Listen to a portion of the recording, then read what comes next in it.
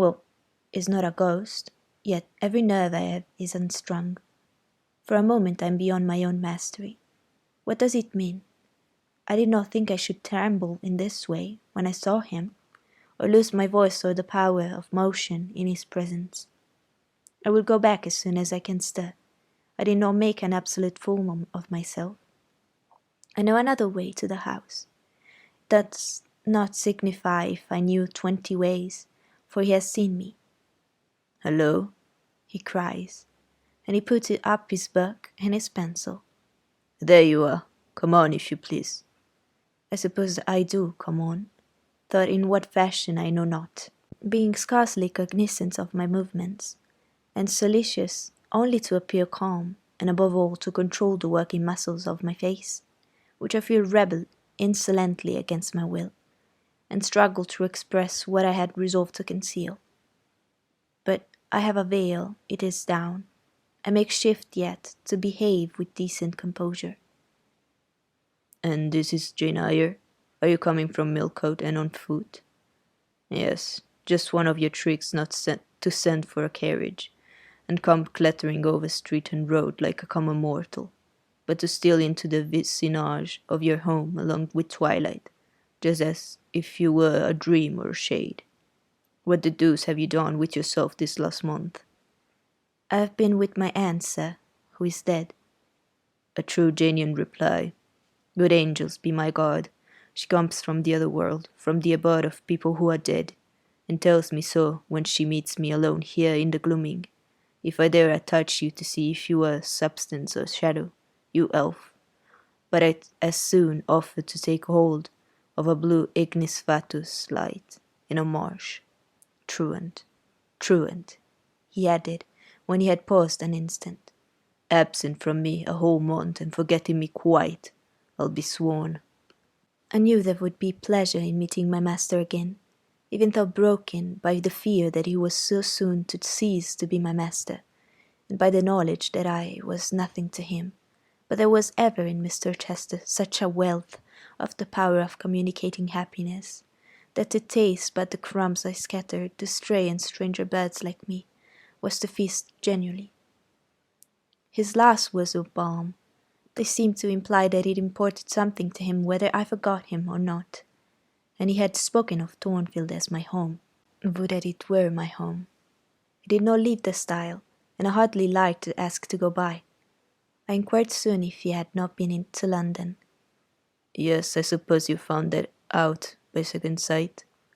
"Mrs. Fairfax told me in a letter." "And did she inform you what I went to do?" "Oh yes, sir. Everybody knew your errand." "You must see the carriage, Jane, and tell me if you don't think it will suit Mrs. Rochester exactly, and whether she won't look like Queen Boadicea, leaning back against those purple cushions. I wish, Jane, I were a trifle better adapted to match with her externally. Tell me now, fairy as you are, can't you give me a charm or a philtre, or something of that sort to make me a handsome man?" "It would be past the power of magic, sir. And in thought," I added, "a loving eye is all the charm needed. To such you are handsome enough, or rather, your sternness has a power beyond beauty." Mr. Rochester had sometimes read my unspoken thoughts with an acumen to me incomprehensible. In the present instance he took no notice of my abrupt vocal response, but he smiled at me with a certain smile he had of his own, and which he used but on rare occasions. I seemed to think it too good for common purposes. It was the real sunshine of feeling. He shed it over me now. "Pass, Janet," said he, making room for me to cross the stile. "Go up home and stay your weary little wandering feet at a friend's threshold." All I had now to do was to obey him in silence. No need for me to colloquize further. I got over the stile without a word, and meant to leave him calmly. An impulse held me fast. A force stirred me round. I said, or something in me said for me, and in spite of me, "Thank you, Mr. Rochester, for your great kindness. I am strangely glad to get back again to you, and whatever you are is my home, my only home." I walked on so fast that even he could hardly have overtaken me had he tried. Little Adele was half wild with delight when she saw me. Mrs. Fairfax received me with her usual plain friendliness. Leah smiled, and even Sophie bid me bonsoir with glee. This was very pleasant. There is no happiness like that of being loved by your fellow creatures, and feeling that your presence is an addition to their comfort. I, that evening, shut my eyes resolutely against the future. I stopped my ears against the voice that kept warning me of near separation and coming grief. When tea was over, and Mrs. Fairfax had taken her knitting, and I had assumed a low seat near her, and Adele, kneeling on the carpet, has nestled close up to me, and a sense of mutual affection seemed to surround us with a ring of golden peace, I uttered a silent prayer that we might not be parted far or soon. But when, as we thus sat, Mr. Rochester entered, unannounced, and looking at us, seemed to take pleasure in the spectacle of a group so amicable. When he said he supposed the old lady was all right now, that she had got her adopted daughter back again, and added that he saw Adele was prête à croquer sa petite maman anglaise.